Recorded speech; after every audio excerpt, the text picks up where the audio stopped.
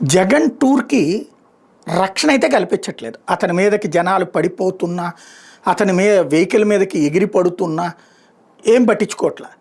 కానీ కోర్టులో అడిగితే గనక అయ్యో మేము 1000 మంది పోలీసులు పెట్టాం, 2000 మంది పోలీసులు పెట్టామని చెప్తున్నారు. ఎందుకు వీళ్ళందరినీ పెడుతున్నారు? జగన్ టూర్ ఫెయిల్ చేయడానికి పోలీసులు వాడుతున్నారు. సాధారణంగా టూర్‌కి ఏం చేయాలా? రోడ్డు పక్కన ఎక్కడ పార్కింగ్ ఉండాలా, ఎక్కడ జనం రావాలా, అట్లాగే ఎట్లాగే జగన్ వెళ్ళాలి, ఇది ప్లాన్ చేయాలి. అది ఒకప్పటి పద్ధతి, అది ఒరిజినల్ సంప్రదాయం, పొలిటికల్ సంప్రదాయం. ఇప్పుడు ఆ సంప్రదాయం పోయి పార్టీ కార్యకర్తల ఫీలింగే పోలీసుల ఫీలింగ్ కిందకి మారిపోయి, మనకు అధికారంలో ఉన్నటువంటి వాళ్ళు లేకపోతే మనకి నచ్చేటటువంటి పార్టీ వాళ్ళు ఏ కార్యక్రమం పెట్టినా పూర్తి బందోబస్తు ఇద్దాం, మనకి నచ్చని వాళ్ళు మనం ఎవరికి లాయల్టీగా ఉన్నామో ఆ పార్టీకి నచ్చని వాళ్ళు కనుక ప్రోగ్రాములు పెట్టుకుంటే అది చెడగొడదాం అనేటటువంటిది. ఇదివరకు ఎదుటి ప్రోగ్రాములు చెడగొట్టాలన్న ఆలోచన కూడా ఉండేది కాదు. ఇప్పుడు ఎదుటి ప్రోగ్రాములు చెడగొట్టడానికి పోలీసులు వాడేటటువంటి విచిత్రమైనటువంటి పరిస్థితి. 2-3 వేల మంది పోలీసులు పెట్టి జగన్ సభకి వెళ్ళనివ్వకుండా ప్రతి చోట అడ్డుపడేటటువంటి ప్రయత్నం చేస్తున్నారు. ఇప్పుడు తాజాగా జగన్ నెల్లూరు టూర్కి సంబంధించి అప్పుడే ప్రారంభమైంది.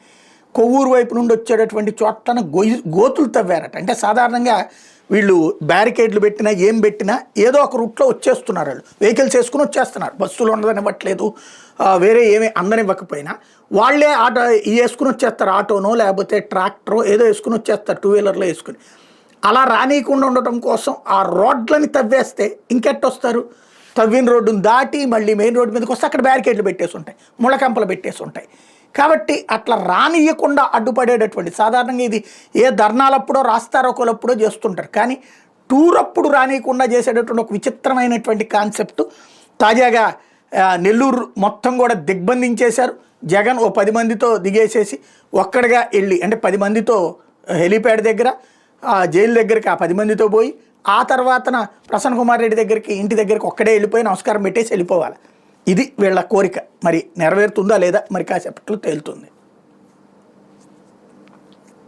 పావు బండ్లు పావు జగన్మోహన్ రెడ్డి వస్తున్నాడని మనుషులు రానికుండా గొండుగొట్టు చేశారు. కోవూరు నుంచి మనుషులు రానికుండా చేశారు. అంటే అదే అంటే ఇప్పుడు ఇటు వెంకటేశ్వరం నుంచి రావాలి కదా మనుషులు, కోవూరు నుంచి వాళ్ళని రానికుండా లోపలికి గొండుగొట్టు చేశారు. జగన్ అన్న వస్తాడని వాళ్ళ దగ్గరికి వస్తారని వీళ్ళు. లేకపోతే రాత్రి లేదు పగలు లేదు, బూతు మాటలు రై రై అని బూతు మాటలు. నాకు మళ్ళీ ఓపెన్ చేయమని చెప్పారమ్మా.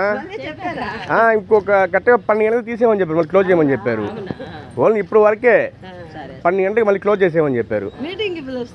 ఆ మీటింగ్ కోసం రానికుండా జనాభాని.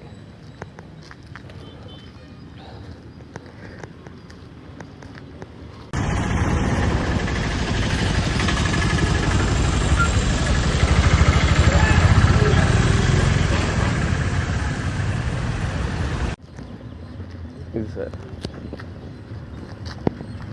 పావు బండ్లు పావు జగన్మోహన్ రెడ్డి వస్తున్నాడని మనుషులు రానికుండా గొండుగొట్టు చేశారు కోవూరు నుంచి.